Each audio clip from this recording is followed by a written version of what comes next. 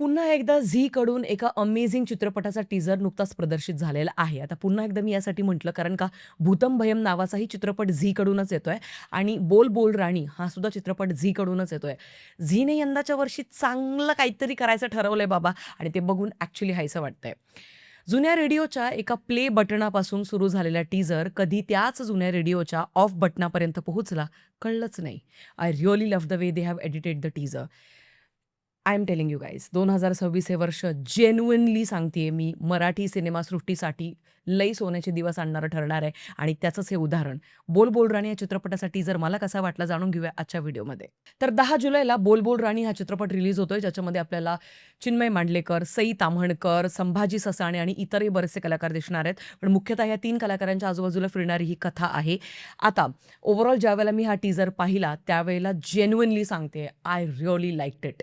म्हणजे प्रत्येक ती छोटी-छोटी गोष्ट, प्रत्येक ते छोटे-छोटे नुआन्सेस ज्याच्याबद्दल जितकं बोलावं तितकं कमी आहे. मला या संपूर्ण टीझरमधले 2 डिपार्टमेंट्स सगळ्यात जास्त आवडले. पहिलं डिपार्टमेंट म्हणजे बीजीएम. असलं खतरनाक बीजीएम डिझाइन केलेलं आहे, जे वेगवेगळ्या टीझरच्या वेगवेगळ्या टप्प्यांमध्ये वेगवेगळ्या भावना उत्पन्न करणारं ठरतं आणि मला तो एक रोमांचक अनुभव मिळणार आहे, हे आत्ताच कन्विन्स केलंय चित्रपटाने, की तू ज्यावेळेला गायत्री थिएटरमध्ये जाशील, तू जे काही ₹300-350 तिकीट खर्च करणार आहेस, त्याचा तुला मोबदला मिळणार आहे. डोंट वरी.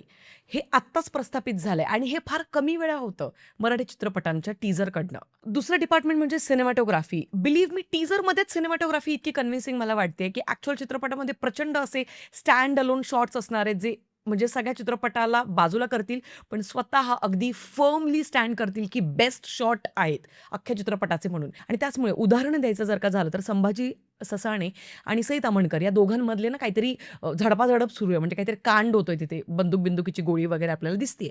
पण तो जो एक अख्खा सिक्वेन्स शूट केलेला आहे बघा, कॅमेरा हलतोय आणि ते एक टेन्शन उत्पन्न करण्यामध्ये तो एक सीन मदत करतोय आणि लई मोठा कांड झालाय, हे त्या टीझरच्या त्या एका पर्टिक्युलर सीनमध्येच प्रस्थापित होतं. त्याचबरोबर टीझरमध्ये सई ताम्हणकरचे जेवढेही ट्रेडिशनल आउटफिटमधले सीन्स आहेत, म्हणजे साडीतले सीन्स आहेत, त्या प्रत्येक सीनला तुम्ही टीझरला परत एकदा प्ले करा सुरुवातीपासून थेट शेवटपर्यंत. ज्या वेळेला सई ताम्हणकर आपल्याला साडीमध्ये दिसतीये, त्या प्रत्येक सीनमध्ये तिचे वेगळे व्हेरिएशन्स आहेत. कधी ती खूप कन्फ्यूज दिसते, कधी ती खूप घाबरलेली दिसते, कधी खूप हतबल दिसते, की तिला मदतीची गरज आहे, तर कधी प्रचंड आतल्या गाठीची अतिशय कुचकट बाई अशी ती दिसतीये आणि हे कमालीचे शेड्स आपल्याला पाहायला मिळतायत मात्र टीझरमध्ये. तर विचार करा पिक्चरमध्ये अतिशय सुंदर पद्धतीचा तिचा अभिनय आपल्याला पाहायला मिळणार आहे. आणि या सगळ्यांमध्ये चेरी ऑन द केक म्हणजे सगळ्यात शेवटचा सीन जिथे ती माफी म्हणतीये. कमाल तो सीन शूट झालेला आहे. लो अँगलमधनं शूट केलेला आहे, जिथे ती आता सगळ्यात जास्त पॉवरफुल झालेली आहे. कारण अख्ख्या चित्रपटामध्ये कदाचित ती खूप जास्त दबलेली स्त्री असू शकते. पण त्या एका पर्टिक्युलर सीनमध्ये आता तिच्यात ते बळ आलंय. आता तिच्यात ती हिंमत आली आणि जिथे ती आता समोरच्याला चांगलंच मजबूत हाणते आणि त्याच्यानंतर ती म्हणते माफी.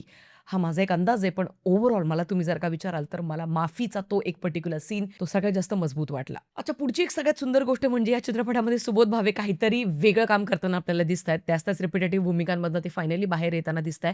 कसलं तरी इन्व्हेस्टिगेशन करताय कारण एका सीनमध्ये वेगवेगळे चेहऱ्यांचे फोटोज त्यांच्या आजूबाजूला आहेत आणि ते कुठल्यातरी एका व्यक्तीला शोधण्याचा प्रयत्न करताय. नक्की तो चेहरा कोणाचा ते शोधताय हे आपल्याला चित्रपटामध्येच कळेल. बट आय थिंक त्यांचं कॅरेक्टर सुद्धा तितकंच जास्त महत्त्वाचं असणार आहे अख्ख्या चित्रपटासाठी. आणि ऑफकोर्स ओव्हरऑल टीझर पाहिल्यानंतर असं लक्षात येतं की संभाजी ससाणे, सई ताम्हणकर आणि चिन्मय मांडलेकर आहे. तिघांचा लव्ह ट्रायंगल आहे. ऑफकोर्स दोघांचंही प्रेम आहे तिच्यावरती आणि आय थिंक सई ताम्हणकरचं लग्न झालेलं आहे चिन्मय मांडलेकर यांच्याशी. तर आता मी एका गोष्टीबद्दल बोलणार आहे आणि ती फार महत्त्वाची आहे. कारण मी एक सिनेफाईल आहे आणि वेगवेगळ्या प्रकारचे वेगवेगळ्या भाषेतले सिनेमे मी बघतच असते. त्याच्यामुळे या चित्रपटाचा टीझर पाहिल्यानंतर माझी एक शंका आहे, ती म्हणजे अशी की 2021 मध्ये रिषभ शेट्टीचा हिरो नावाचा एक सिनेमा आला होता कन्नड भाषेमध्ये मूळ. तो आत्ता ॲक्चुअली अवेलेबल नाही आहे कुठच्याच हिंदीमध्ये किंवा कुठेच. तो कन्नडमध्येच अवेलेबल आहे. कदाचित तेलुगू किंवा तमिळमध्ये तो अवेलेबल होऊ शकतो, पण हिंदीमध्ये तो नाही आहे. आणि हा चित्रपट बोल बोल राणी हा हिरो या चित्रपटाचा रिमेक असावा. हा माझा प्राथमिक अंदाज आहे आणि हे मला वाटतंय टीझर पाहिल्यानंतर. कारण तुम्ही हिरो या चित्रपटाचा ट्रेलर जर का तुम्ही सर्च करून पाहिलं तर तुमच्या लक्षात येईल बऱ्यापैकी साम्य आहे सीन्समध्ये आणि अंदाज माझा तो आहे. Now let's just wait for the trailer to come out and then will talk about it. But आत्ता जर का तुम्ही मला विचाराल तर हा माझा प्राथमिक अंदाज आहे. आता रिमेक आहे त्यात काही गैर आहे का? अजिबात नाही. आपण दृश्यम जो अजय देवगणचा होता त्याचे कौतुक केलेलं आहे. रिसेंट आता तुंबाडची मंजू हा चिक्कार गाजतोय. चित्रपटाला भरभरून प्रेम मिळतंय आणि तोही एक रिमेक होता सू फ्रॉम सोचा. मूळ असं असतं, की ज्या चित्रपटाचा तुम्ही रिमेक बनवताय, तो हिंदीमध्ये अवेलेबल नाही पाहिजे. कारण महाराष्ट्रातली जनता ही हिंदी सिनेमे बघते आणि त्यात काही गैर नाहीये. कारण इथे हिंदी सगळ्यांना कळतं. त्याच्यामुळे हा चित्रपट हिंदीमध्ये अवेलेबल नाहीये. या एका गोष्टीचा नक्कीच बोल बोल राणी या चित्रपटाला फायदा होणार आहे.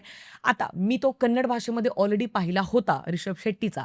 त्याच्यामुळे ट्रेलर आल्यानंतर मला एक्झॅक्टली समजेल की हा रिमेक आहे का नाही. तेव्हा आपण नक्कीच आणखीन जास्त चर्चा करूया. पण तुमचं काय म्हणणं आहे ओव्हरऑल या चित्रपटाच्या टीझरबद्दल ते मला कमेंट सेक्शनमध्ये तुम्ही नक्कीच कळवू शकता. भेटूया पुढच्या व्हिडिओमध्ये. तोपर्यंत काळजी घ्या. Peace out.